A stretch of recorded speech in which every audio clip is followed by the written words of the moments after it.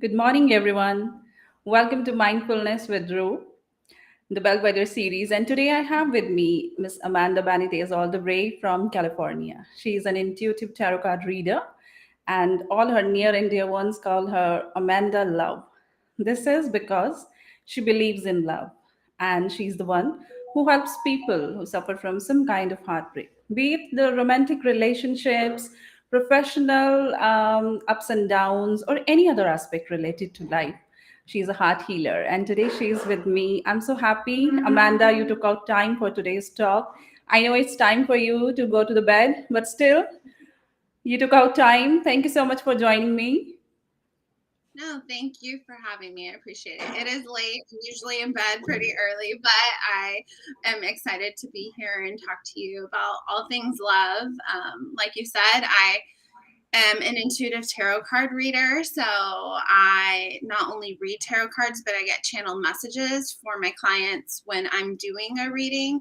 I focus on love readings because, believe it or not, a lot of tarot readers don't like talking about love. It's one of those issues where everybody's so concerned with finding their person, their special soulmate, that a lot of readers don't like to tell them anything bad or don't know how to deliver the message. So I really work with them not just to figure that out, but also to work on themselves. And all of my practices are revolving self love. It starts with you. You can't expect somebody to love you and fulfill your life if you haven't done the same for yourself. So, yeah, thank you for that intro. Yeah. So, see, I've heard a lot about tarot card readers, right? But there is a word attached with it, intuitive. So, what's this intuitive tarot card reader? So I get channel messages. So sometimes I will be doing a reading for somebody, and all of a sudden I have an urge to play a specific song. Or sometimes I'll all of a sudden hear certain words in my head that I need to relay. Or my heart will be heavy and I'm just ready to cry. But I was having such a great day before then. And it's me tapping into that client's energy. And so sometimes spirit, the universe, people call it whatever they want, needs you to hear certain things. And so I kind of pick it up. I set the vibe, kind of gets set by these messages. And so I do read the cards as they are, but I receive a lot of direction from spirit for that Mhm. person. So Oh.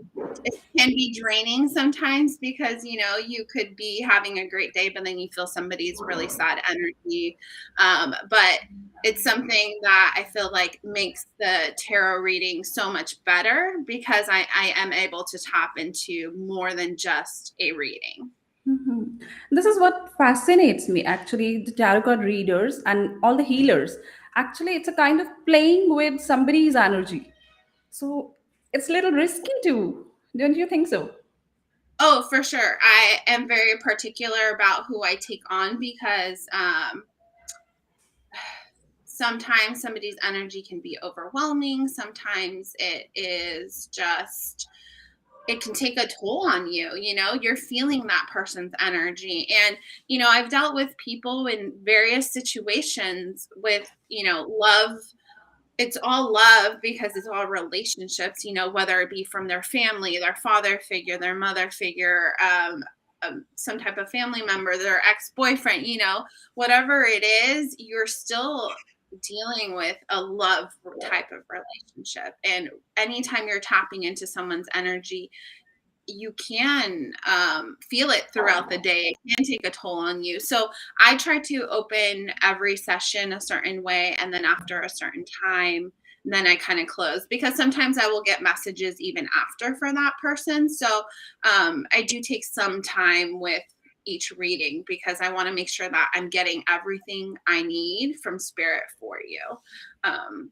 So Okay. So, like, were you always interested in these things, or like somehow you got connected with someone, or you read some literature related to this? So I actually got into tarot readings from my friend Healing with Nicole. You had her on on here as well. And she kind of introduced me to different readers, and I would just listen and watch. And, I'd always had a fascination with it. But my family is, it's Catholic. My grandmother, I think, dabbles in things my grandmother's on both sides, I believe, dabbled in both, in energy work and stuff like that, but it never was something that was talked about. It did always fascinate me as a young child, and it wasn't until I met Nicole that I really had someone to share that with. She had already gotten into tarot, understood a little bit about it, so she shared those readers with me. And it wasn't until I actually went through a breakup, a really hard breakup. And it's funny because he would watch sometimes the videos with me. He was like, I don't believe in this, but let's watch it or whatever. And after that breakup, I needed something to do, so I started doing just for myself. That's all. Oh. I would pull cards just for myself to get me out of my sadness and everything I was going through in that breakup. And then I had someone ask me, hey, would you ever consider doing a reading for me? And that's how it started. And since then, most of my clients have been word of mouth, because for me, it's been the best. They always have a very unique experience. I do tarot readings, but I go a little bit above and beyond, because it is dealing with love. It is a very sensitive topic for a lot of people. And there's usually a lot of feelings, a lot of work that needs to be done. And so we take the tarot reading as a starting point, and then we move on to the actual healing part of it. So, and that part is a little intuitive too, because you're still using other people's energy to completely guide and customize the service for them. Absolutely. Yeah.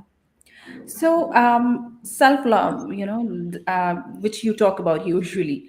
Don't you think people, or like we all in general, we forget to love our own selves, and we just keep on finding love around? Right. Yeah.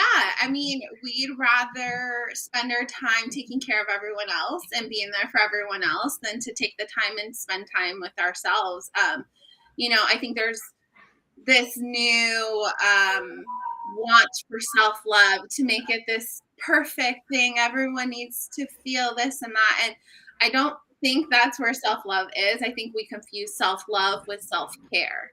I think self-care is a form of self-love. If you make time for yourself, if you do things for yourself, that will help grow and work your self-love. But that's not all the work you need to do. Self-love is physical, it's mental, it's about your spirit, about just taking time for yourself, of setting boundaries. So, and I think people forget that. We're so used to let me do this for you because that's the way you're going to love me. And we shouldn't barter that way. People come to our lives, and it shouldn't be an expectation that we need to do something to keep them there. And so if you build that self-love within yourself, do different things like making time, setting boundaries, knowing your own worth, I think then you can build healthy relationships where it's a give and take when you can, and it's not one-sided.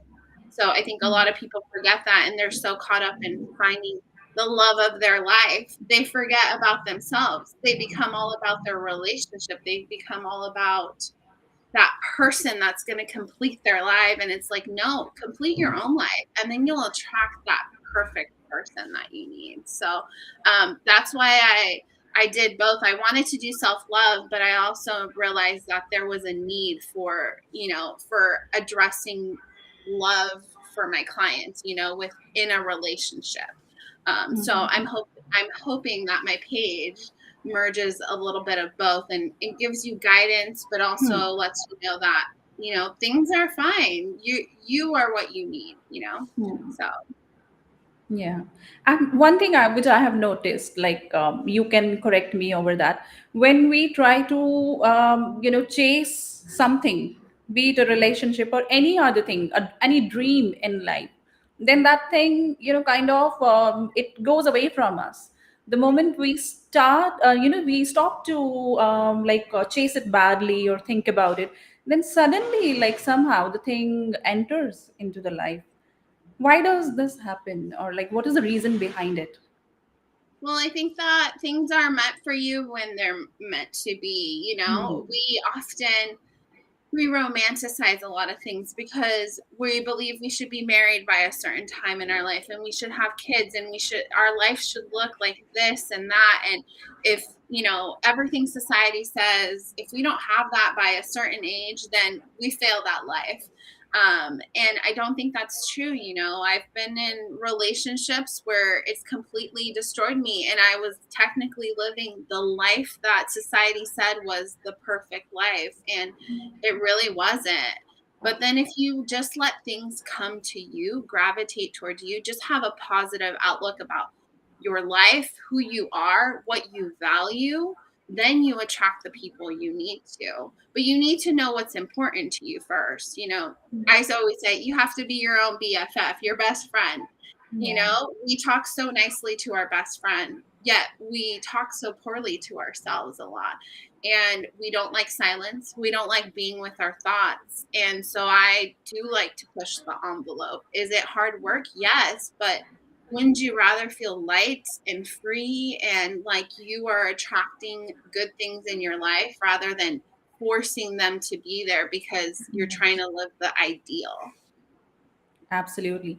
And the kind of the kind of glow we have on ourselves the moment we fall in love with our own self care or self-love, as you mentioned.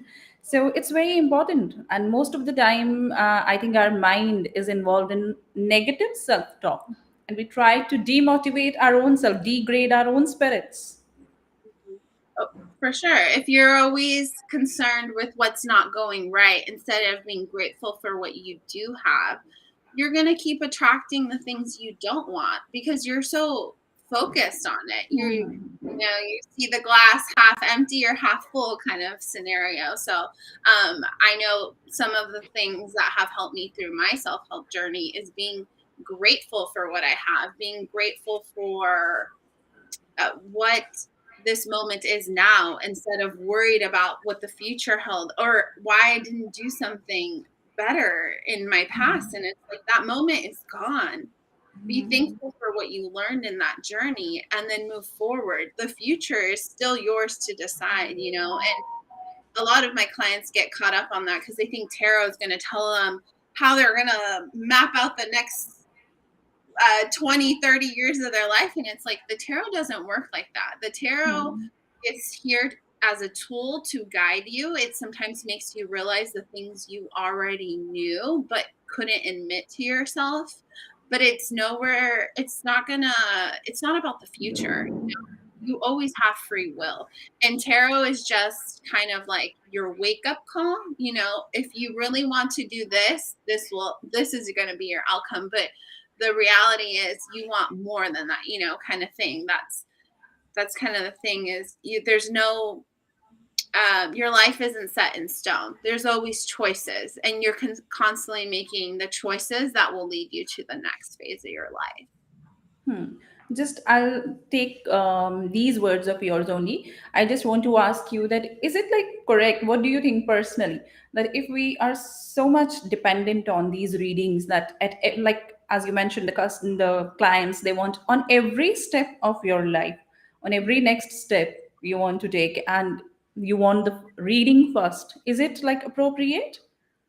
No, there are certain times that you should get a reading. I think readings are when you're at a crossroads, when you have something you really can't answer right Yeah. now. You really need some clarity on. I don't actually, I've been surprised in the time that I've been doing this that I don't have clients that have gotten obsessed because I could totally see the obsession for wanting to know the next. And sometimes, the tarot reading does tell you something that hasn't come into your life. It's about to Yeah. come. You don't really understand it half sometimes, but it just needs you to know. And you might not understand the words until after it's happened. But I can definitely see the obsession. We want to know because we want to control everything. We want to know what's going to happen next, what's going to do. But if you let that rule your life, you're kind of just wasting your own money. There's only so much the tarot is going to tell you. And sometimes it will retell you the same thing because it doesn't have anything further to tell you. So I think when you go to get a reading, you really have to go with a reader you feel comfortable with. Go with a reader that asks the right questions. You know, the more you give the tarot, the more the tarot is going to give you. You have to kind of click with that reader. It's a relationship. You know, this person might find out deep, intimate things about you that you didn't even tell that person. I've had that happen. I've found out deep, intimate things about my clients, but they know that that's between us. And it doesn't change anything. They felt comfortable with me and how I delivered the message. So anyone you get a reading should never be telling you need 10, 15 readings. Like, you don't need a reading all the time. You know, they should know when it's appropriate. It's fine if you're curious about it, if you want to know more about what tarot is, you have a certain situation. But if you're getting them constantly, you're wasting your money, and somebody's just trying to get your money, which I get it. Most of them do it as a full business. For me, it is a business, but I have other stuff in my life that are also really important. This just became something that came into my lap kind of because, you know, that breakup really helped me get more into tarot, but it's also been so great because I've been able to develop gifts I've always had as a child. I've always been a really good listener with people. People have always felt comfortable telling me about their relationships and their situations and wanting advice. And I've always been very strong on working on myself because I've been broken and I've, you know, to the point where I didn't know who I was. And so I never wanted to be in a relationship where I was defined just by the relationship. You know, I enjoy having my hobbies. I go to hot yoga. I have friends. I do things that make me happy. And so if you're looking at the tarot to fill something in your heart that's missing, it can't do that. Nothing can. Not even a person. That's beautifully said, actually. And as you mentioned, you were broken and then you healed yourself, and gradually you went on to heal others. You know, I feel that most of us, we are broken some way or the other. But then we forget to, heal our own selves and to fall in love with our own self. And we keep on then blaming the fate, destiny, that this always happens with me, I'm a bad luck, this and that, and all kind of negative talk. It keeps on, moving ahead in our heads. And but some of us then gradually we come to know that no, actually it is, I have to first respect my own self and be positive, and then suddenly we see everything turning into positive around us. Right. And it's a journey. You know, I still have my moments. I think I posted yesterday or something or the day before, I was crying.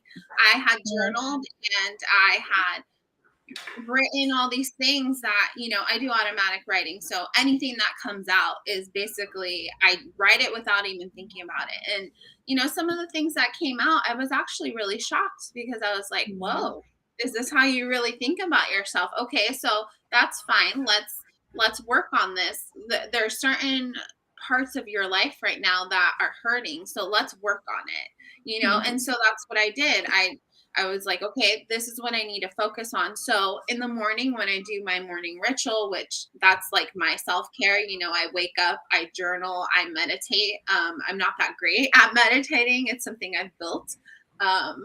But it's definitely, you know, a great time to like hug yourself or just tell yourself, you know, I tell myself I'm bold, I'm brave, I'm beautiful, I'm worthy, I'm safe, and I am lovable. Yes. And then I say, I love you at the end. And it's like, we don't think that the words we say to each other matter, to ourselves matter, but they do. They make such a difference. And, you know, we are constantly going through life saying, why do I choose the same men or women in my life? Why do I have the same types of friendships? Why do my family think that they can rely on me to fix all of their problems? And it's because we are used to that. We're used to that type of relationship. And so if we want different, we need to do different. Yes, Um, yes. And so that's kind of the thing is like, you're always going to work on yourself. You're never going to be perfect. If you're waiting to get into a relationship because you want to be perfect, that's never going to happen. You're always going to be working on yourself, but you can work on yourself and still be in relationships. You can still live a beautiful life. You can still do the things you want. Just make sure that, if you're giving yourself to others in relationships, that you're also giving to yourself, that you're Yeah. making that time for yourself. Mhm. And you're going to be changing, and hopefully those people change with you. With you, absolutely. So, on this thought, Amanda, we are going to watch certain glimpses of your life and the people who are there in your life. So, I'm very excited to meet everyone. So, let's see.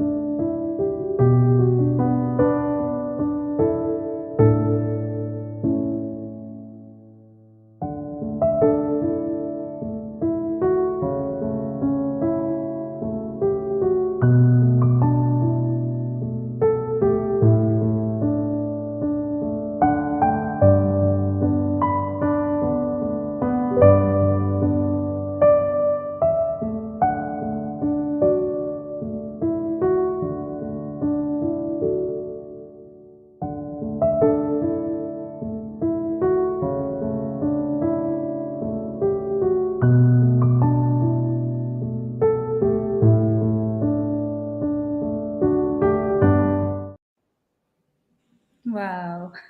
Beautiful, beautiful family you've got.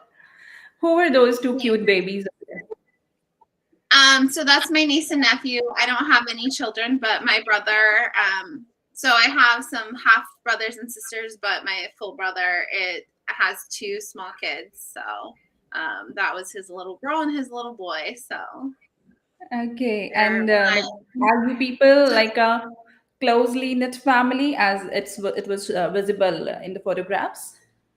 Yeah, so my father is Cuban and my mother is Mexican, so I come from a Latino family. Some of those pictures showed my dad's side of the family that lives in Miami, and Okay. then some of the photos showed family from my mom's side that lives here. I live in California, so a lot of them live here as well. Nicole was also there. Nicole is actually one of Yes. my closest friends, Yeah, I and saw her. I actually met her through she dated someone in my family and she became one of my best friends even after they Right. broke up.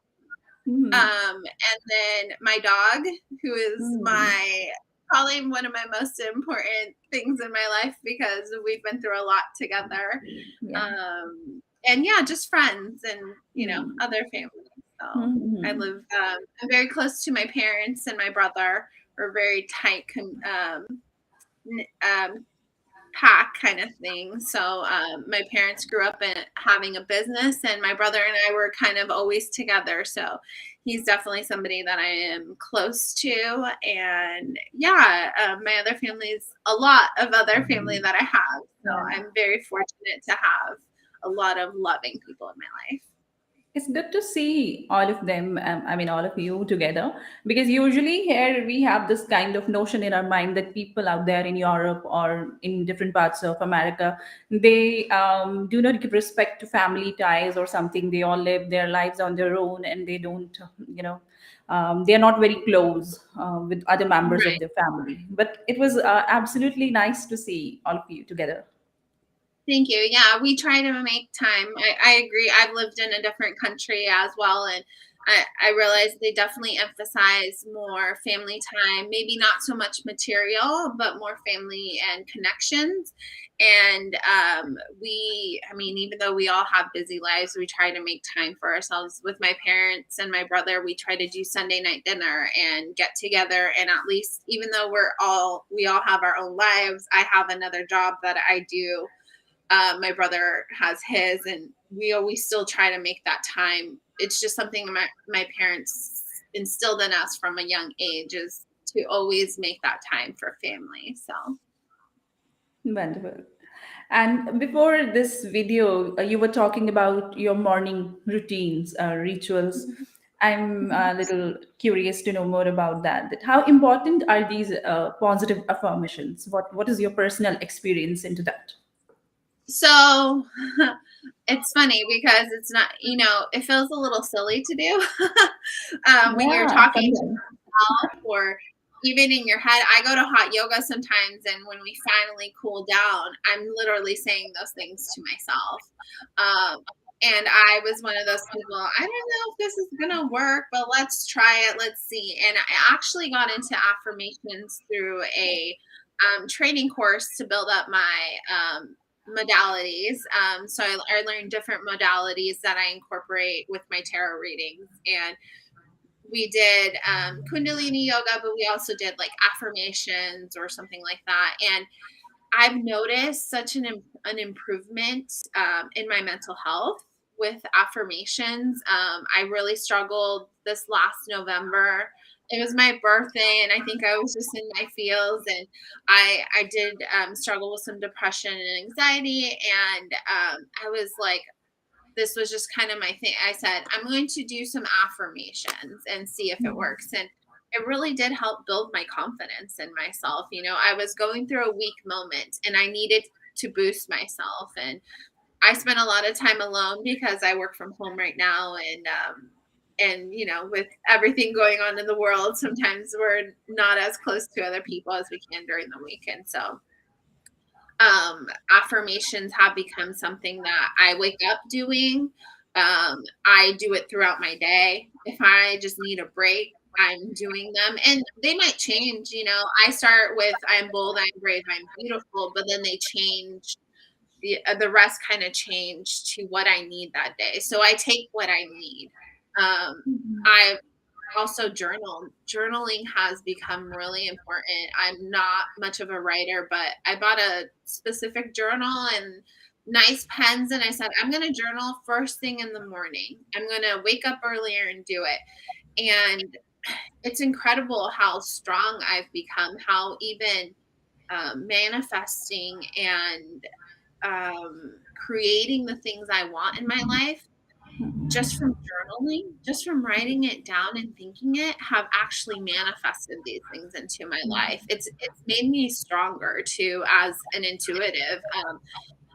Having messages from spirit is something that I've always kind of had, but it's gotten stronger. I've built it the more I practice with journaling, affirmations, and even doing just talking to spirit or doing readings. It's something, it's kind of like anything. You work out, you start getting stronger. Same thing. When you're using your own intuition, we don't always trust ourselves. And so it's something you have to build and work on.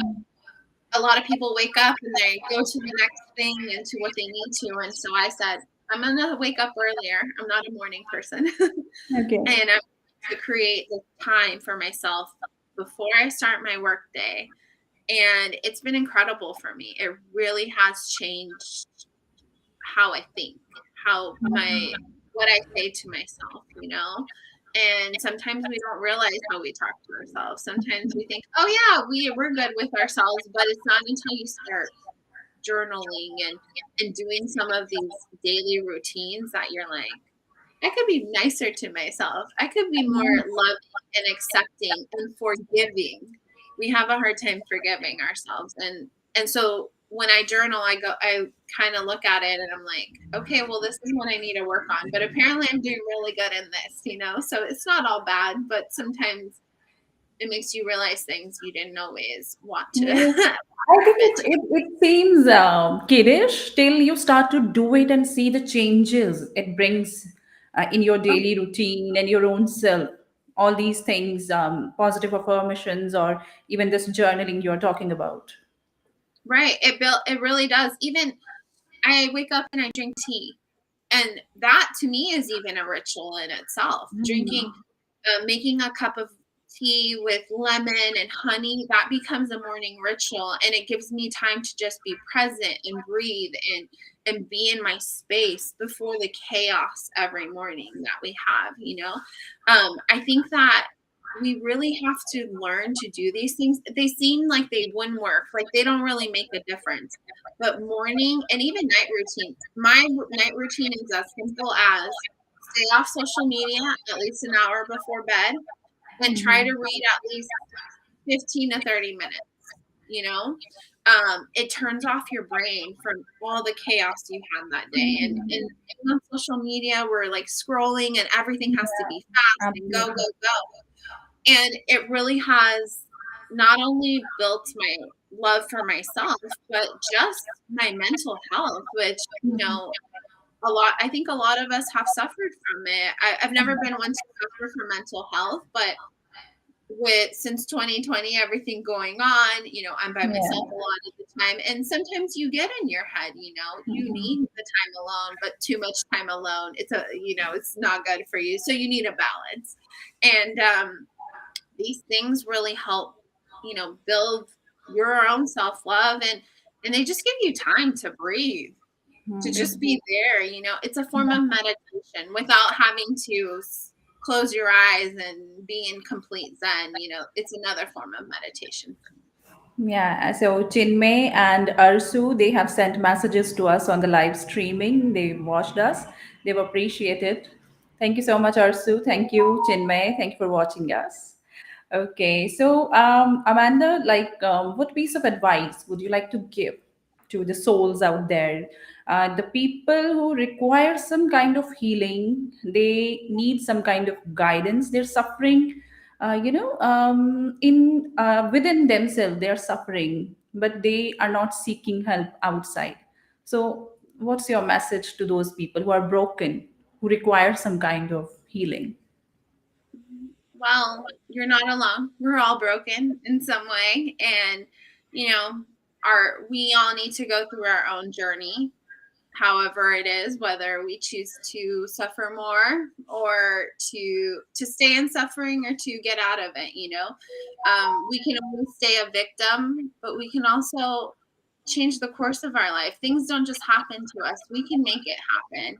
And if you need to start small without help from anybody else, something that really helped me is creating a checklist, a to-do Mhm. list. Yeah. And the morning you wake up and you just write, this is what I need to do. So say, with depression and some things, you sometimes have a hard time getting out of bed. So first thing would be get out of bed, brush my Mm. teeth.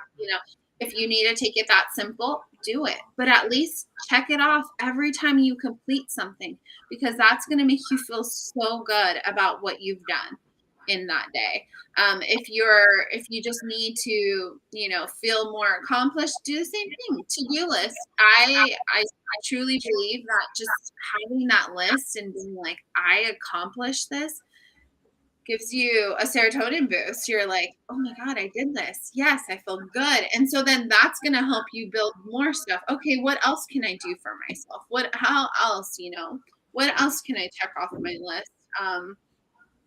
And I mean, I've said it already before, but journaling is so good. And I know it's hard to be consistent about it, but Mhm. you're doing it for yourself, whatever that is. If you need to talk into your phone and record yourself, if you need to write it down, whatever you need to do, sometimes we just need to talk to ourselves, have that time. So I definitely send you so much love and healing if you're going through so much. I've been there, and there's there's always, a light at the end of the tunnel. And just sometimes it's a hard journey, and Yeah. sometimes it's so worth taking. Absolutely, absolutely.